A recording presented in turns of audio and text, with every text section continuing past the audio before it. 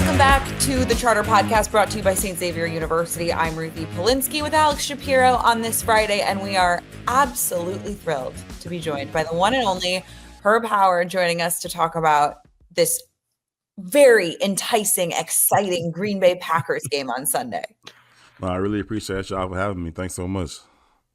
Herb, I guess we'll start here. Let's talk about the game because there is one to be played on Sunday. All right.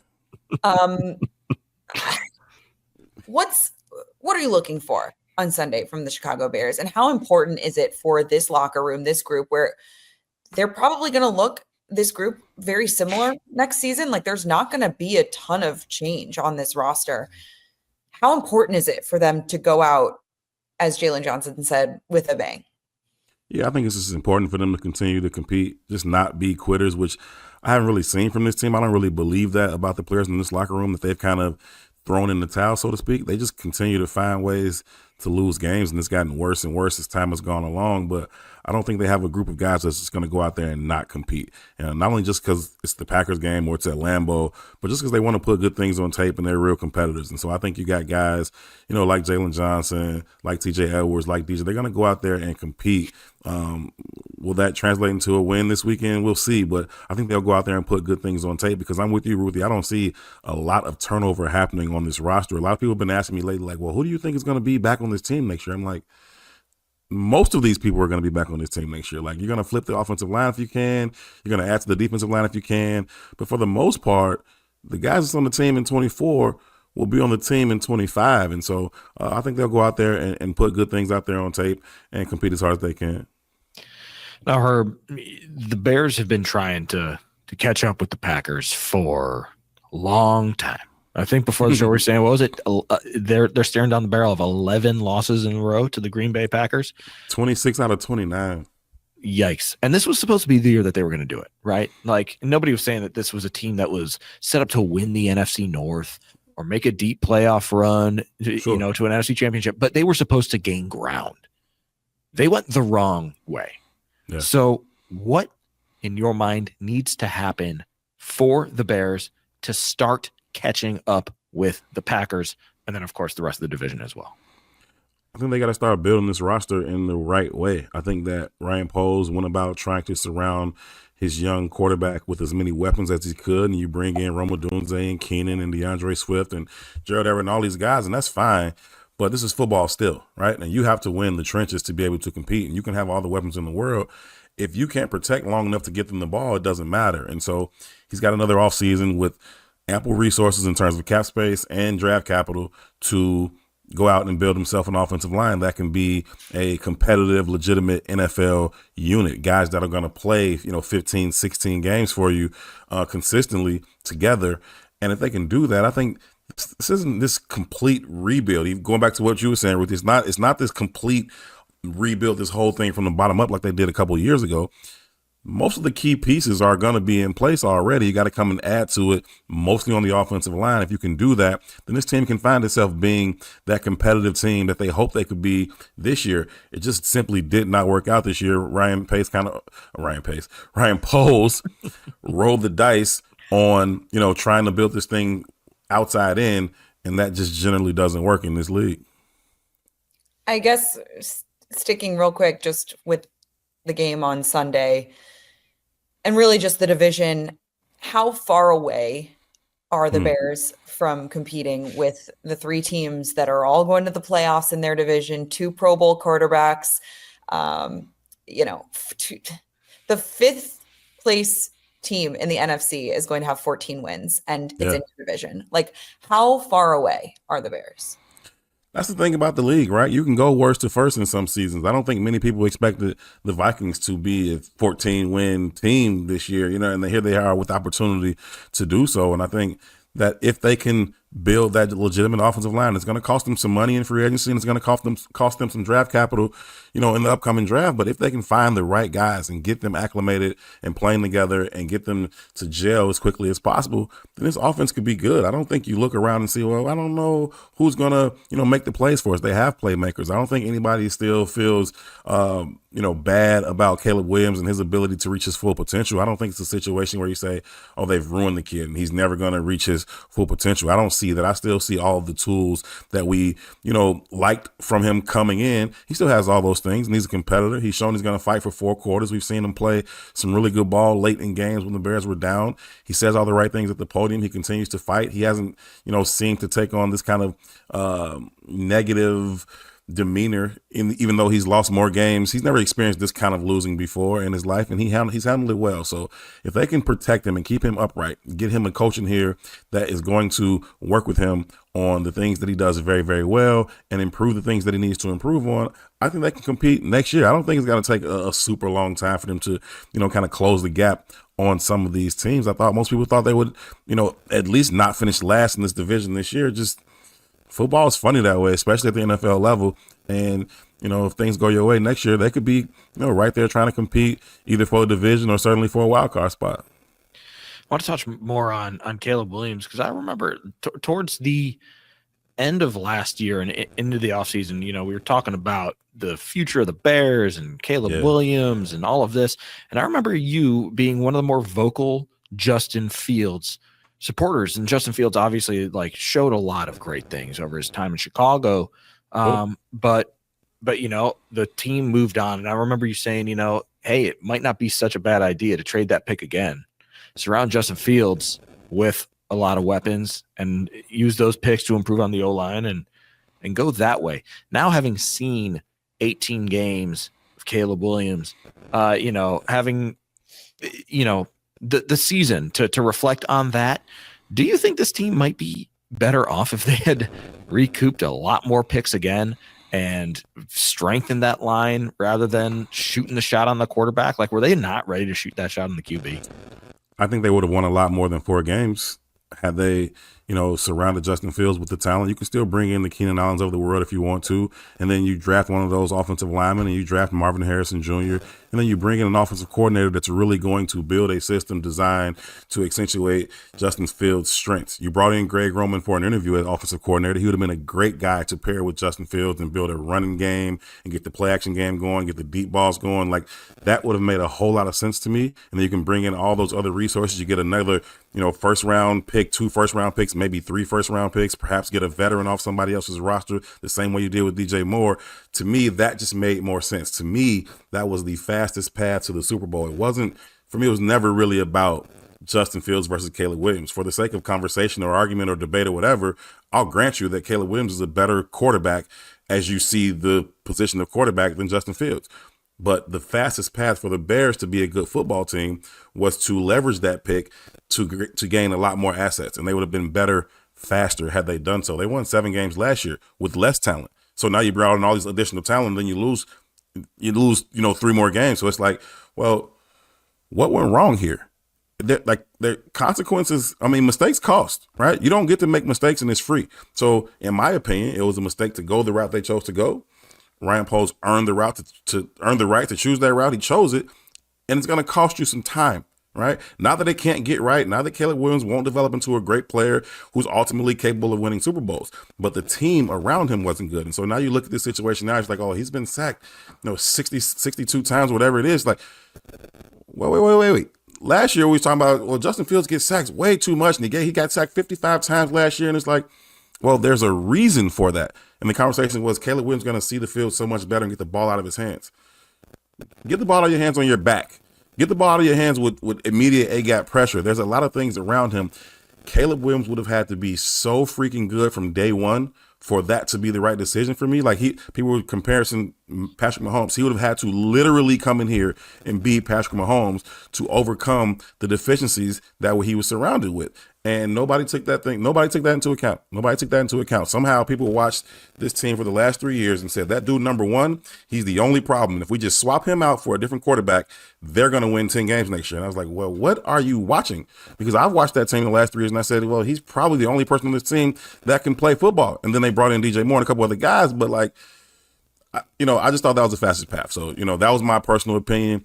Ryan Poles chose another route. And it could be right, but it's going to take more time. It's going to take more time because now you have to go out and find this offensive line still, and you got to let him develop, and you start to see some of the holes in Caleb's game. No quarterback comes into this National Football League as a finished product ready to dominate at this level unless the infrastructure around them is properly put in place. That hasn't been the case here in Chicago for a long time. I love that this conversation is sort of starting to trickle in. It's starting to come back because let's play this fair here for a moment, because I think people would have been rioting outside of Ryan Poles' house had he not drafted Caleb Williams. Like, sure, they would have. Perception, the media, the fans, the team, everyone thought there was no other answer, right, than drafting Caleb Williams at that time. So you have to sort of like take a step back and say, okay, that's the moment now. And Herb, I'm with you. I said, if they want to go to the playoffs, I said this after last year, or, sort of during the offensive coordinator search.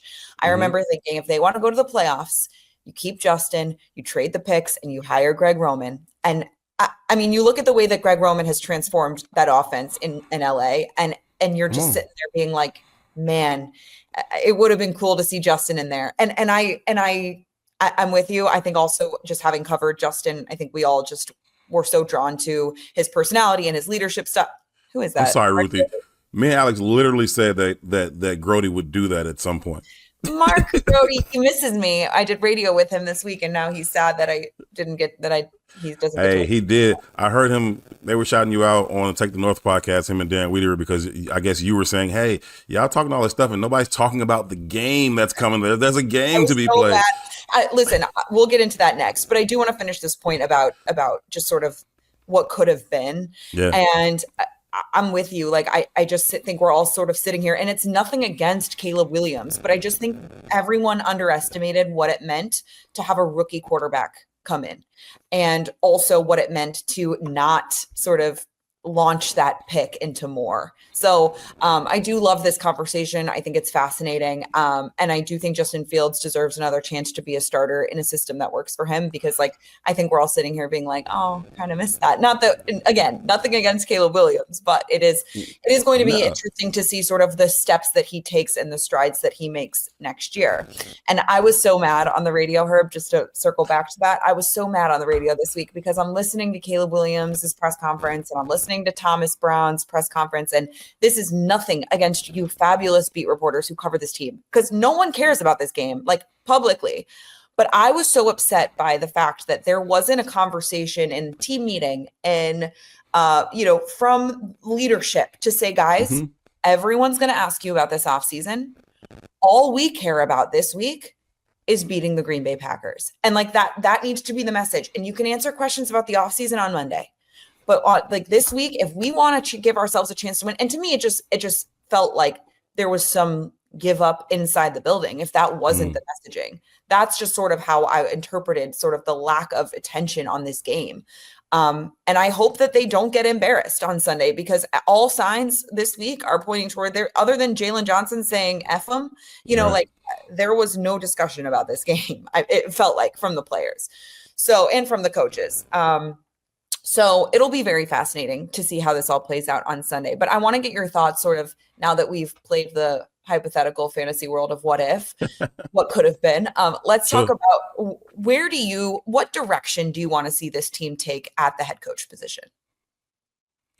Ruthie, I've thought about it, and it's just a hard thing to settle on, right? And I think that you look around the league in general, and I just don't think there's 32 people that are good head coaches in the National Football League. I don't think there are 32 of them on the planet. And so you start there, and that makes finding one very, very difficult. I think that there's probably a 33% success rate across the league on any of them. At any given time, I look and say, okay, maybe 10, 11, 12 of these guys are good. There's maybe another 10 that are just like, fighting, hanging on. And then every year it's like, well, maybe 8 of them dudes might get fired, right? And it's like every single year that's the case. And so to me, when you can only start with a 33% success rate and then people are like, hey, what's your confidence the Bears are going to get this right? It's like, well, I can't go higher than 33 just because the league says so. And then you got to add the Bears tax. So now it's like 25 at most, right? Because they're the Bears. So, I just think it's a hard thing to figure out. You hear a lot of things about accountability from the players and they want discipline and structure. And I think that's something you probably want to look into. And, of course, everybody likes the shiny new toys. It's what we went through last offseason, what we were just talking about, right? And they're going to do it again when you talk about, the hottest coordinator, if it's Ben Johnson. That's great. I love Ben Johnson. He's very creative. He uses his players and puts them in positions to attack the defense and not react to the defense. But he's also got a really good offensive line. He's also got a veteran quarterback. He's got weapons all over the field. And he has a head coach who has set the tone for what the culture will be in this building. They believe things are going to go right in Detroit. And here we're always just waiting for things to go wrong. And, all of that matters. Like he can come in and dial the same play up if he want to, right? If he wants to try and come in here and throw the ball to Darnell Wright, he can try to do it, right? I don't know that it's going to go the same way as he did trying to throw the ball to Penei Sewell or whatever else he's been doing out there. So, I would like to see a coach that can come in and just put the right structure in place, right? Get guys thinking and playing the game the right way, not afraid to check guys. You should never hear, 40-year-old veterans coming out and say, hey, coach us harder like that. Like what's that? Like, what is that? You know what I mean? We're professionals. We should be comfortable holding people accountable and saying, hey, this is what the standard is. Here's where you didn't meet the standard, and here's what the consequence is going to be. And that's across the board for everybody. And I don't care if you're a starter. I don't care how much talent I think you have going forward or potential. This is the standard. Meet it, or there will be a consequence. Mistakes cost, and that should be for everybody. So whomever they bring in, if it's Ben Johnson, I'm not opposed to that at all. I'm not trying to, make that point.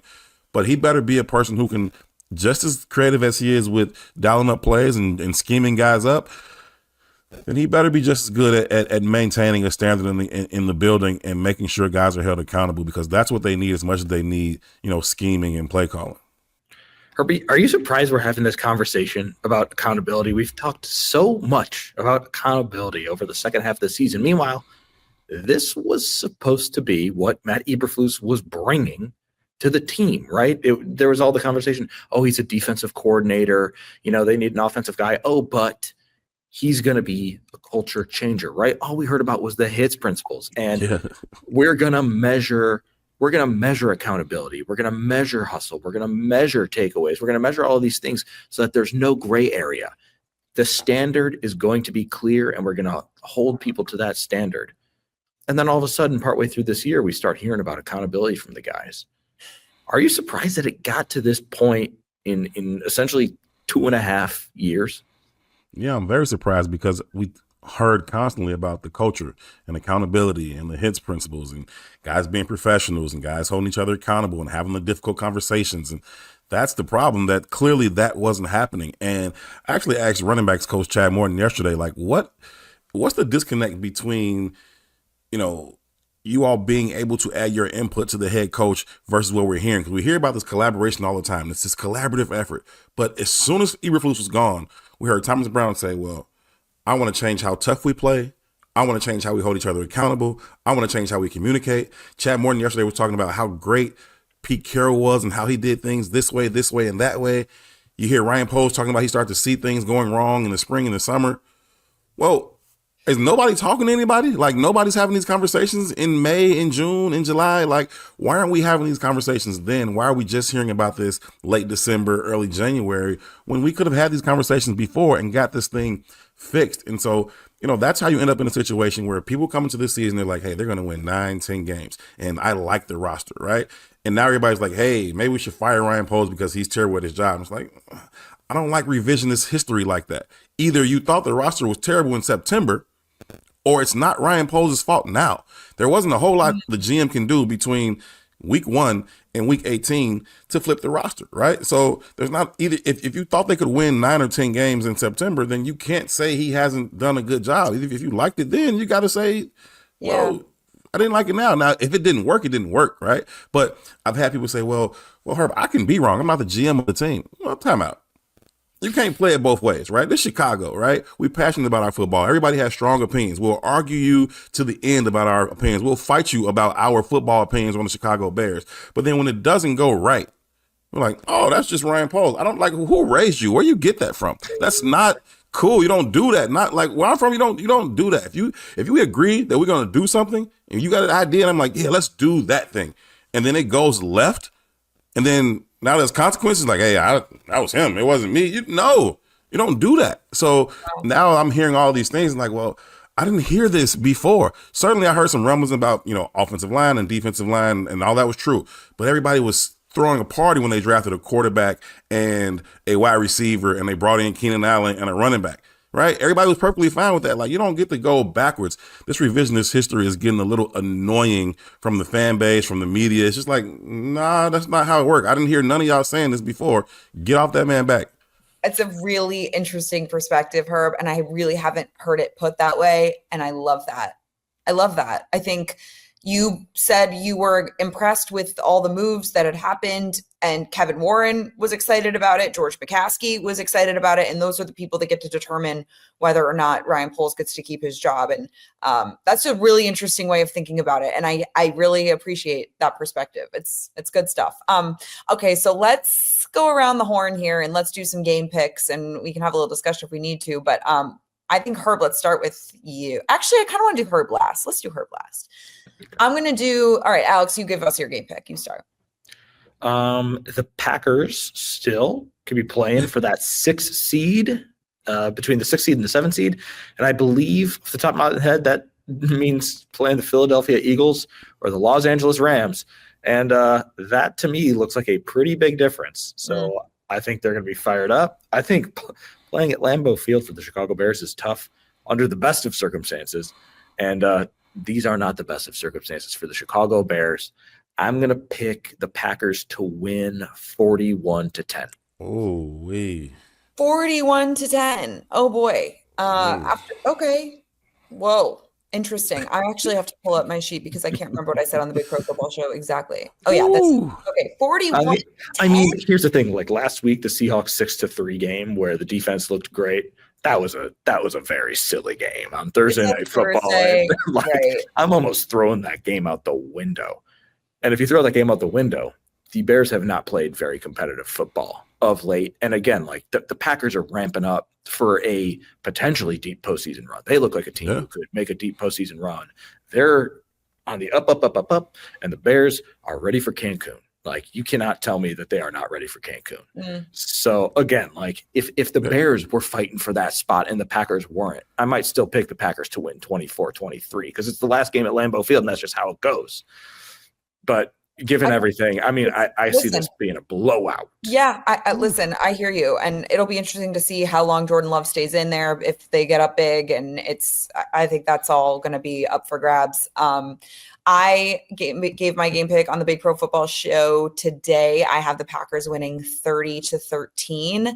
I think a touchdown, you're lucky to get a touchdown the way this offense has looked lately. The Packers are, like you said, like I just am getting sort of this Dan Campbell, we don't play this game to lose the game. Like we're going out there. This is practice. This is good for us. And also, this rivalry is a real thing, like whether they want to believe it is or not. I think the Packers would love to just get another win over the Chicago Bears and embarrass them again, which I think is what's going to happen on Sunday. Herb? Yeah, I think I said like maybe two, maybe 3 years ago, certainly 2. I'm not picking the Bears again in this rivalry until they win. Like the next time the Bears win in this rivalry, my prediction will be wrong. Like I will be wrong. Because I won't pick them again until they actually do it. So I'm with both of you all in terms of the reasons, though. I think that there's a significant difference between going to Philly to play that team and going to LA to play that team or wherever they end up having to go if it's not Philly. So I think that matters a lot. And I think because of that, the Packers will come out motivated, but I also think they're not going to lose to the Bears. That's our little bro. We smack him around because that's what we do, right? He doesn't get to win. And so I think that's the mentality that they'll take the field with. And if they come out and they're, 20-0 at the half, then do they continue to play Josh Jacobs or do they continue to play Jordan Love? They start to pull some of these guys, and that concerns me about their ability to run away with the game, to get into the 40s. But I think they win comfortably. I think they'll win 27-13 is my pick, real close to what you had, Ruthie. 27-13. I do think the Bears will continue to try to compete, but once it gets down, even if they hang around for a little while, if they go down 17 or something early and they put up a score and a field goal and they're within 1 or 2 possessions. Once it gets down to it, the Packers will put that final nail in the coffin, and they'll be up 27-13. I think that'll ultimately be the final score. The Bears will lose their 11 straight, both to the Packers, but also in a row. Here we go, guys. The real season starts on Monday. I mean, that's what it feels like, is we're buckling up for another wild off season, because this is what the Bears like to do, is make our off seasons 3 in a row now where the offseason has been more entertaining than the regular season. Absolutely. Oh, yeah. Any closing thoughts from you, Alex, before I wrap this thing up? Nah. Okay. I think we wrapped it up pretty good. Alex is also ready for Cancun. Listen, I'm ready for Monday. I'm ready for there's so many boxes in the locker. You were up there today. There's so many boxes all scattered around the locker room at Hallis Hall. Guys are getting their final packages delivered or packing up. They out of there, man. They're ready. They're ready. It's been tough. And it's hard to blame them when all the things from the top have really kind of fizzled, from for a long time now. So anyways, Herb Howard of the Bigs, thank you so much for jumping on here. This was so fun to have you on, and we're going to have you back because I just adore you and your coverage, and you do such a great job. So absolute pleasure. Thanks so much for having me. Yeah. Happy New Year, Alex Shapiro. Happy New Year to you. I know you'll have a post-game pod on Sunday, and for everyone else, enjoy the last game of the season. Soak it in, everyone, because the real fun starts on Monday. This is the Charter Podcast, brought to you by St. Xavier University. Have a great weekend, everyone.